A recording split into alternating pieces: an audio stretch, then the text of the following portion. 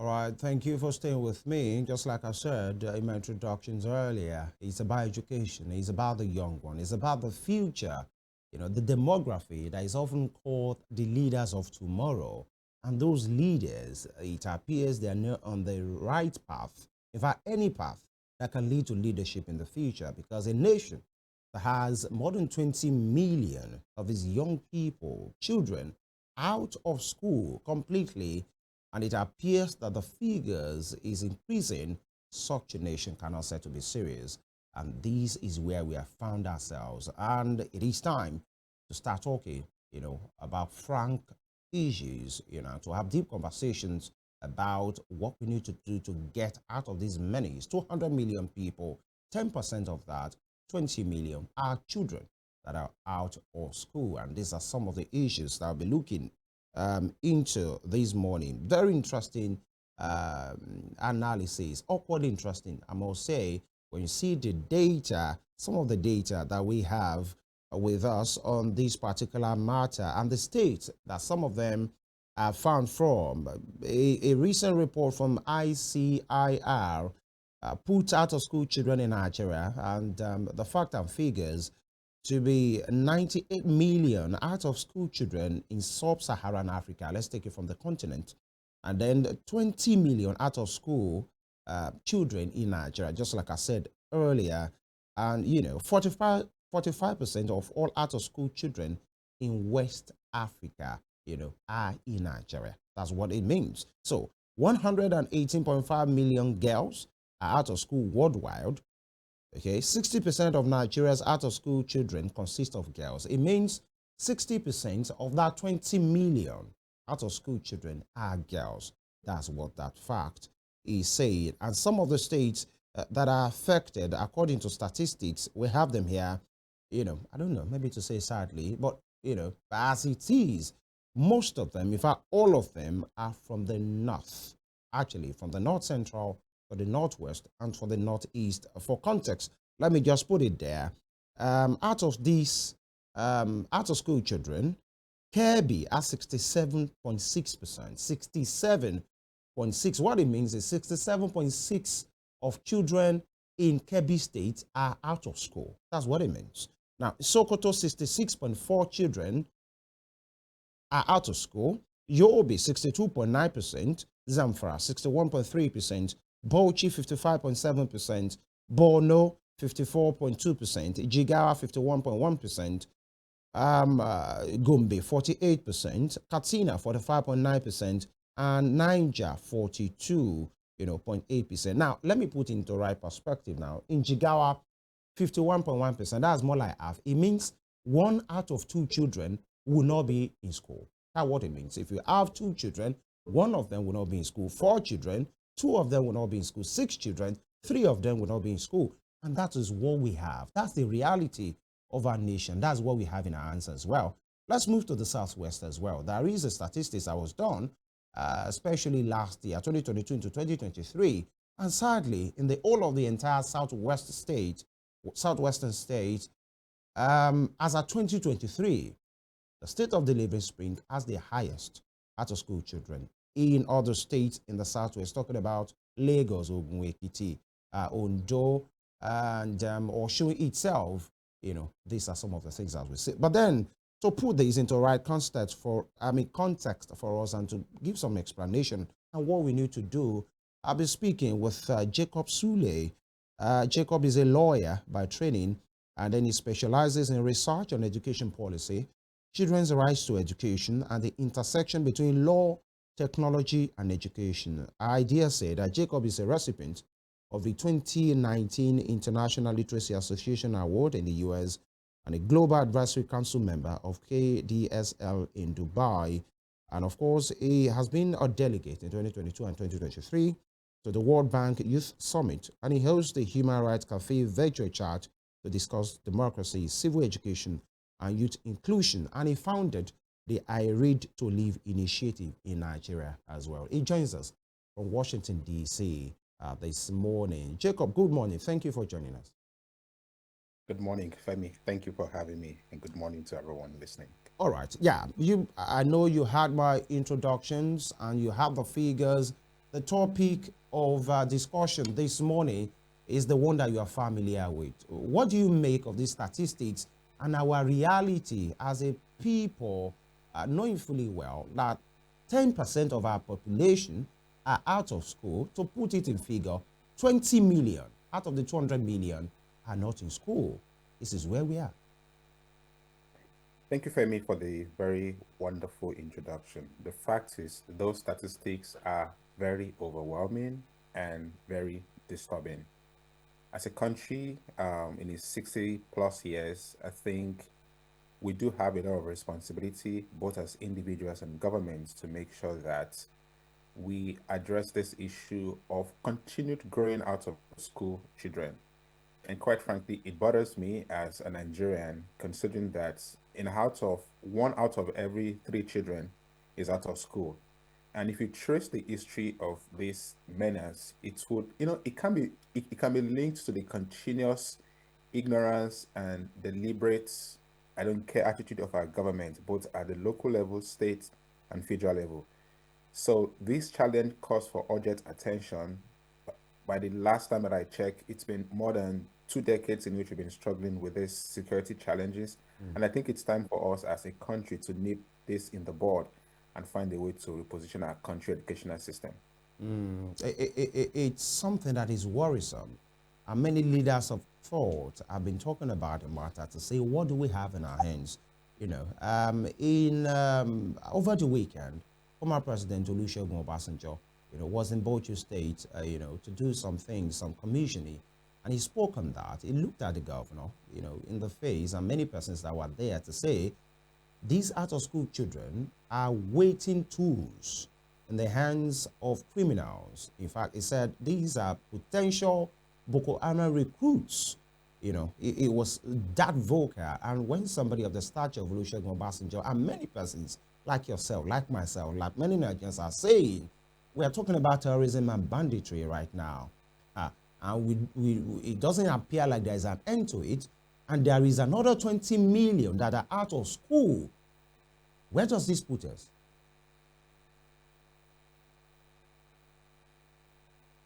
Jacob, are you with me? Can you hear me, Femi? Yes, please go ahead. So you've asked a very great question, and I'm not surprised former President Olusegun Obasanjo is actually bringing this conversation on the front burner again.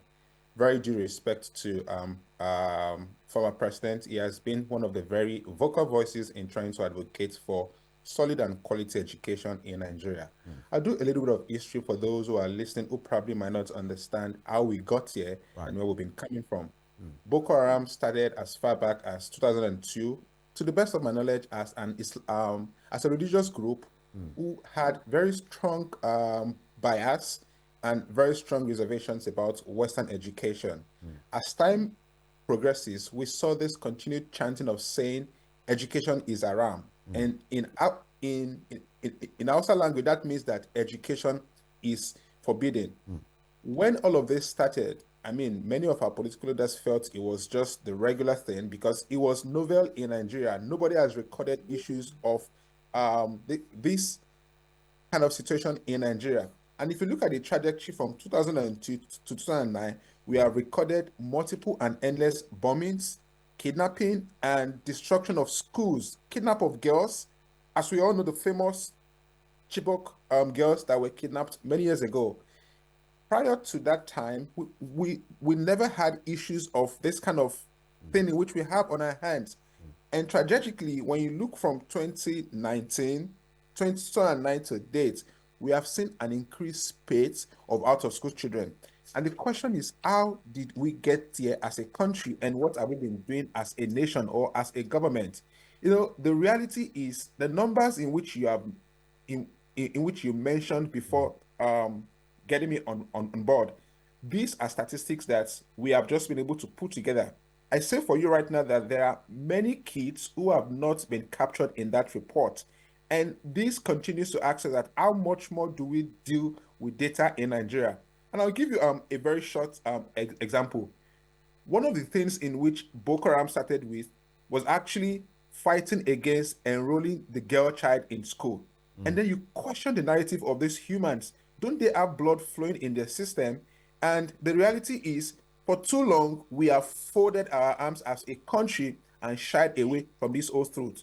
Now, what are the impacts of Boko Haram ever since this whole thing started? We've seen closures of schools and destruction of schools. We have seen where kids have been kidnapped. We've seen where students have been kidnapped, teachers have been killed, school principals have been shot dead, and all of this. We've also seen the popular Chibok girls. As I speak to you now, I am aware that some of those girls have not returned. Some have been married off, some have kids. And for those in which have been returned, we commend the government of President Jonathan, President Mohamed Buhari, who has been able to try with the state apparatus of the state to, to be able to retrieve or take back some of these girls. In the midst of all of this, something that is critical is we have seen increased disruption of learning in our schools. The states in which you mentioned, Zamfara, Borno, Yobe, all of these are states that have been strategically affected by Boko Haram. And now the question we should ask ourselves is, what are the state governors doing? Are they doing their due diligence enough to see how they can address these issues? Now, the next thing is, how has this affected the impact of education generally? I'll give you a very short example. A few years ago, I was posted to the northeastern part of Nigeria for my law school, particularly in Yola. And there in Yola, I'm somebody who cares so much about education. Days in which I'm not having lectures in class at the law school, I go out with my colleagues and friends to just know the environment and see what's going on. In one of the instances, we met a couple of girls. We were exiting a restaurant where we went to have food, and I was just trying to talk to these girls about why are they not in school. We had over 20 girls who were scampering around us, and in an attempt of seeing how we can address this issue of out of school girls, talk to their parents and ask questions, we saw folks come and speak in their local dialect, saying, "This is not your business." By the virtue of the fact that I understand a little bit of Hausa, having lived in Abuja for a couple of years, there were threats by those folks saying, "This is not your business. What you're here to do is to get a law degree, be called to the bar, and go back to your home." The issues of out of school children are not your concern as a law student. And this bothers me a lot. Why did I give that narrative? We need to get to a point in which, as private individuals, we join hands together to support the government in addressing these issues of out of school children.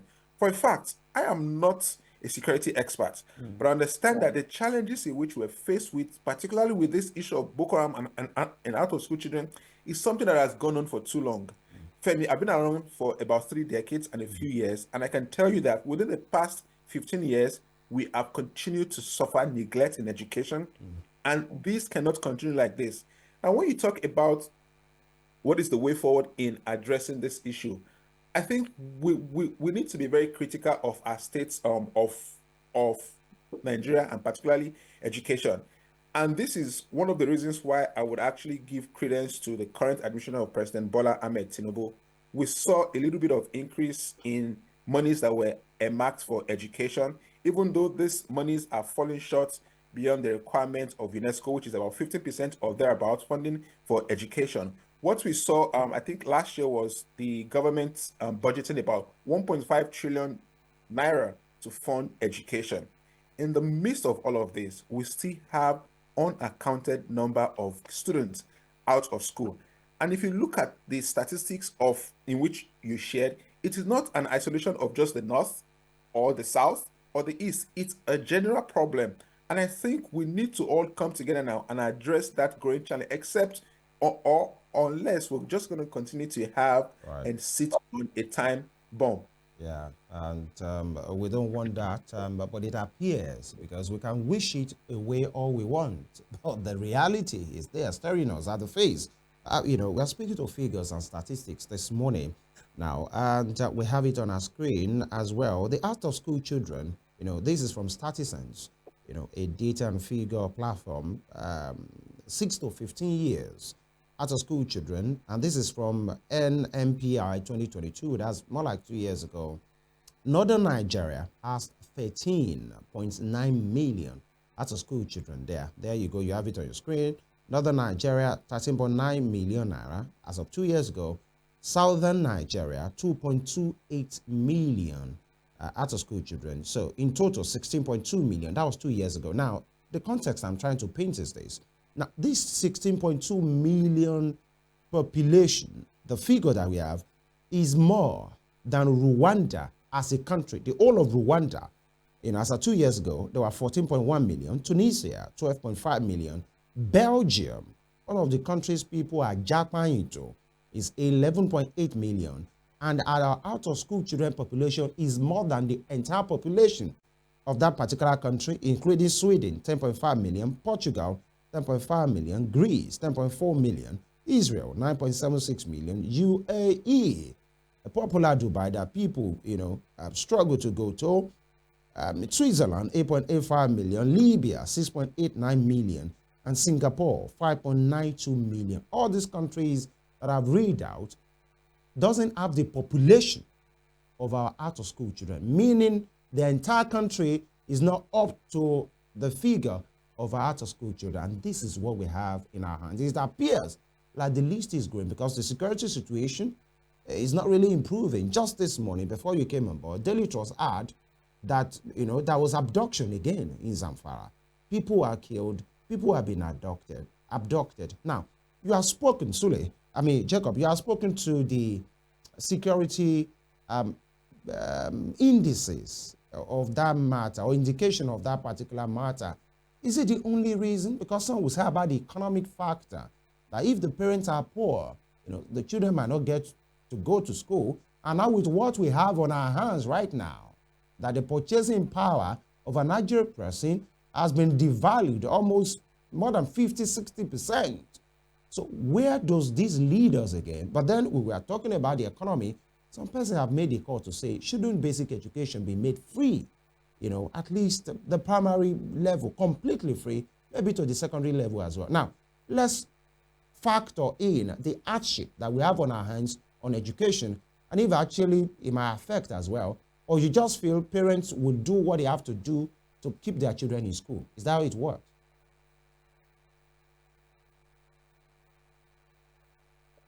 Thank you so much for that. Quite frankly, I do not agree or share the same philosophy that students should be out of school. That's very clear. For the past 10 years of my life, I think I've committed my time to this advocacy, and it's something that I care passionately about, as you did mention before this call. It's very unfortunate that we have very on, we have very, very, I don't want to use an unacceptable word. We have a very unfortunate system in our hand in Nigeria, particularly with our economy.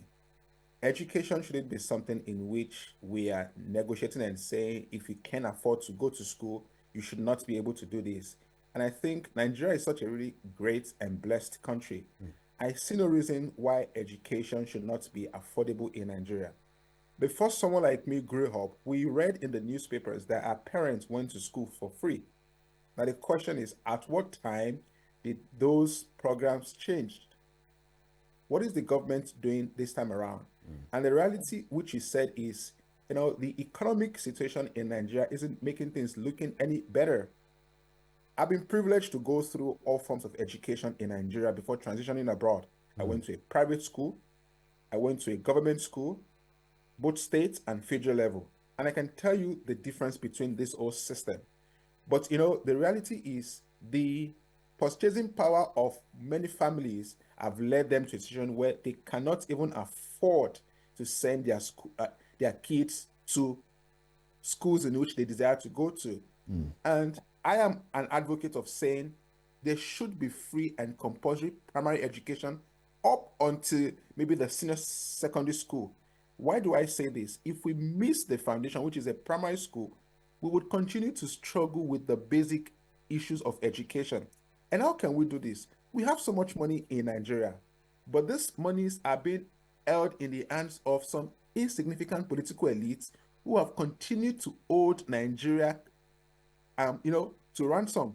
And how can we do this? We have so much money in Nigeria, and it is worrisome that most of the times we just hear political statements on, we are going to construct schools, we're going to do this when we get into government.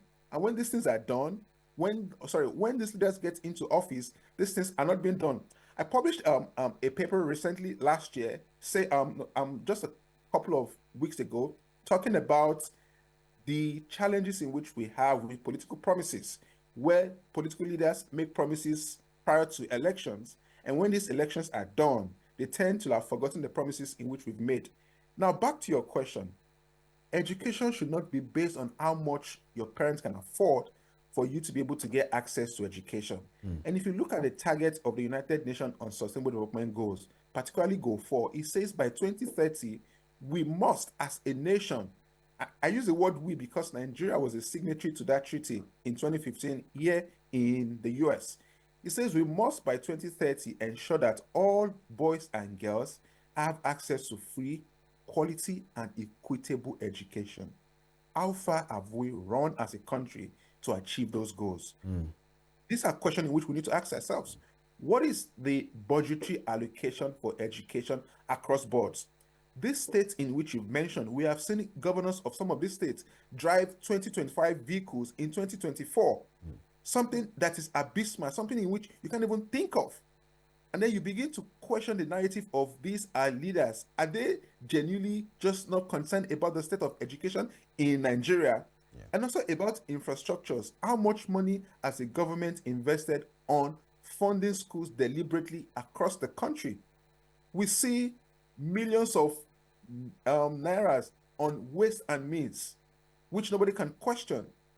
How much more can we continue, or should we continue to ignore the state of education in Nigeria? It is unfortunate that this morning, in fact, before I got on this call, I saw that there were some kidnappings against of students. These are issues that breaks my heart, and I really wish I have the supernatural power to say that these are the folks XYZ who are sponsoring this banditry and terrorism in Nigeria, because we're tired. We cannot just continue to make statements and things are not being done. These old issues are causing psychological trauma to parents, to kids themselves, to teachers, and nobody wants to go to school. And Right. that's why you see that it's not just because people don't want to go to school, but it's the trauma. How would you feel as a parent? You send off your daughter or your son to school by 7 a.m.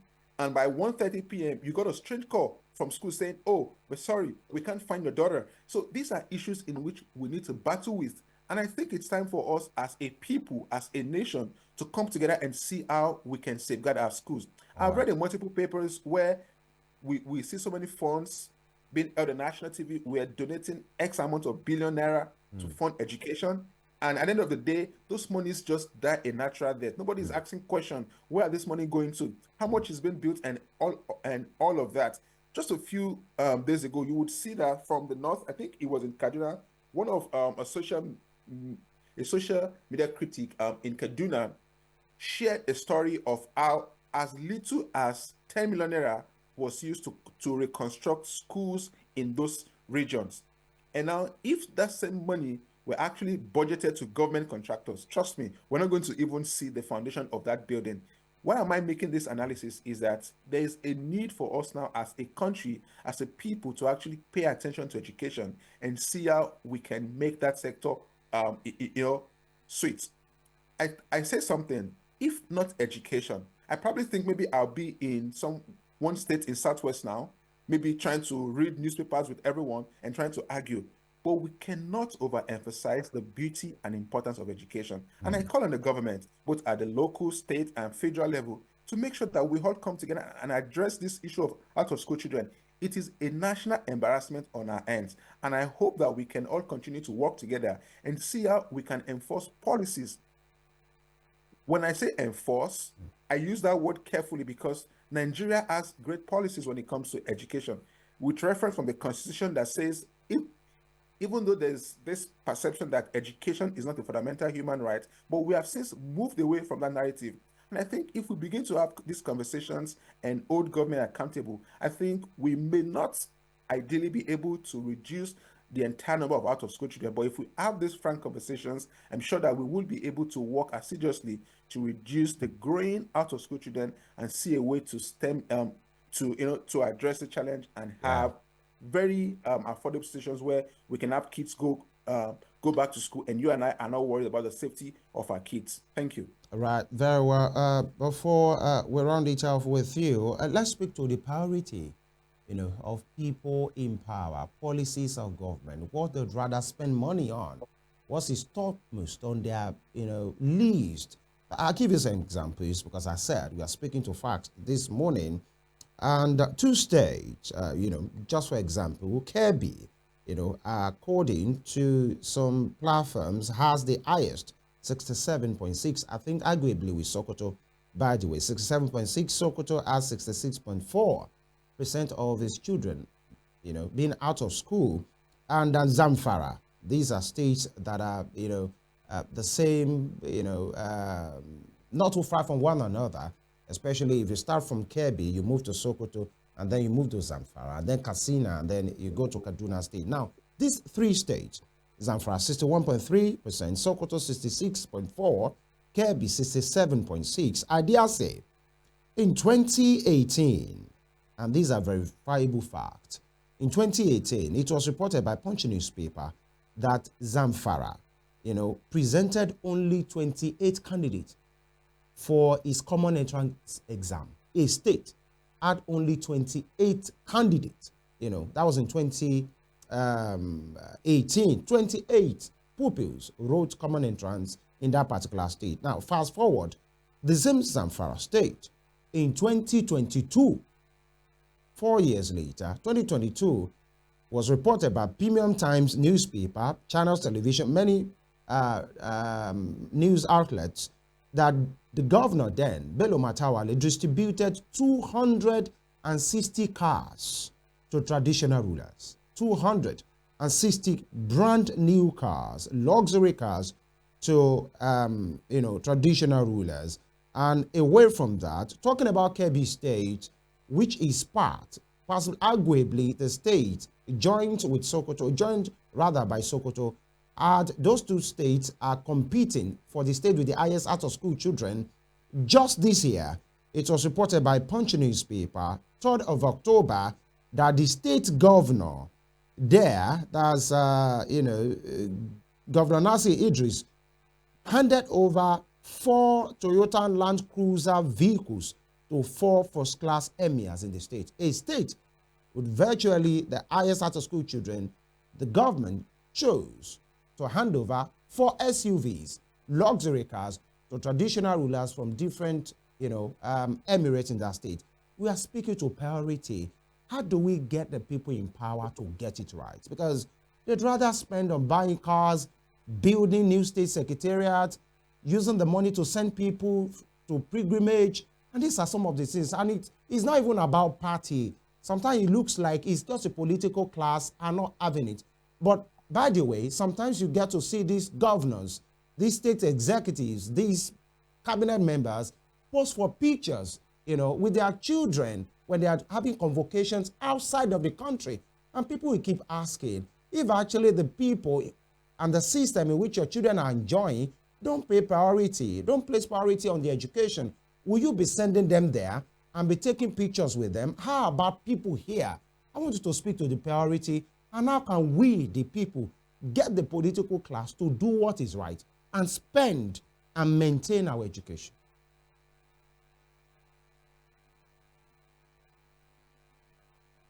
Please go ahead.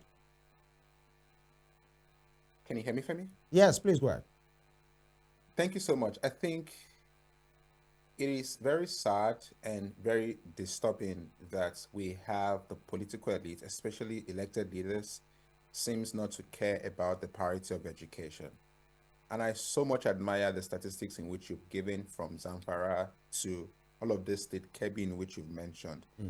The lavish lifestyle in which these governors are living calls for a deep reflection as a country.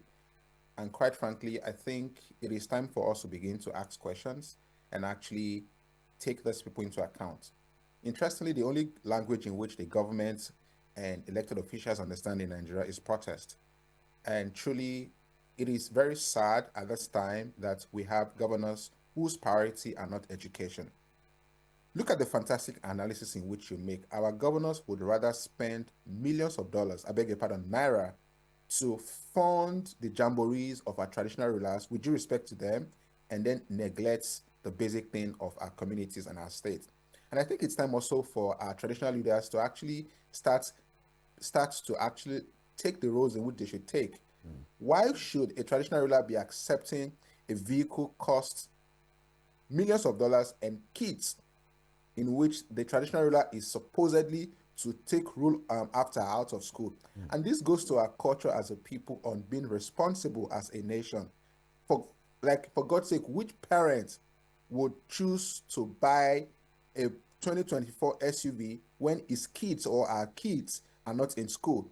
And this goes to our culture as a country, as a wasteful nation. Governors are now reckless. Just imagine the former governor of Zamfara, who now sits as a minister of defense. These are issues that gets me very upset, that I really don't want to go into and talk about on national TVs like this. But we must talk about it so that posterity will be kind to us. The reality is the priority of our Nigerian leaders are far beyond the reach of education. Right. And like you said, it is very disheartening to see that these same leaders abandon our educational system, and they send their kids abroad here to study. They take pictures with them and they share on social media. I do not have any reservation about that, because, I don't have a reservation about that. But the reality is, why should we as governors continually neglect the state of education Right. and then take your kids abroad? It goes to this general parable: charity begins at home. Right. If you don't fix the system at home, we will continue to have these repeated challenges. And the way forward is this: number one, we as citizens need to begin to hold these leaders accountable. Let's not just shift our focus on the president alone. Let us start from our local government ward. Who is that councillor that you have? The budgetary allocation for education in that council area. Who is asking question on how much are those monies being spent? The local government chairman, who is asking question, oh, this school is dilapidated. Who is doing what? Let's ask our state governors, as our House of Assembly members, what are you doing to address this issue of out of school children? What are you doing to fund this school in this environment? And then before we go to the president and say, Mr. President, this is what you are not doing. I'll give you an example. When I was back in Osun State as a law student in Osun State University, particularly at the College of Law in Ifetedo, I went to a popular village called Oniperegun. I hope I'm able to pronounce that name very well, Yeah. to see the state of education in that place. Femi, when I got in there, I saw multiple buildings that were dilapidated, no classrooms, no, students were literally walking to school barefooted. As a matter of fact, the distance from the hostel which I stayed in Ifetedo to that part of area of Ife South was literally about 50 minutes, where you find kids walking barefooted to school. I took up pictures, took pictures, met with the former administration in Osun State, Yeah. tried to speak with the senior special assistant to the governor on sustainable development goals, to say these are the issues in which we are faced with in this part of the state. How can we address it? Femi, as I speak to you now, 4 years after that advocacy, that property has still been left undeveloped.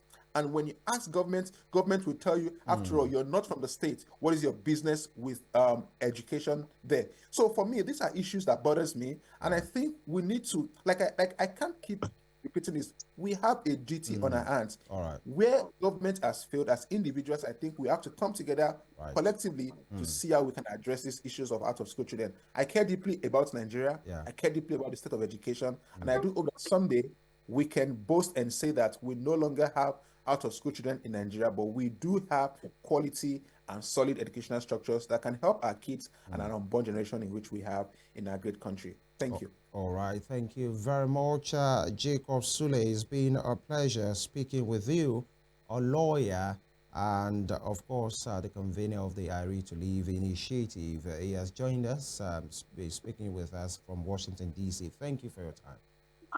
Thank you for having me, Femi, and have a good day. All right. This will be the conversation, the first leg of the conversation. We'll take a very short break. When we return, we're speaking to another critical stakeholder, to show us the way forward, what we need to do as a people, so that we just don't keep reeling out statistics and figures and we are just stuck We need to move as a nation and do better. Stay with me.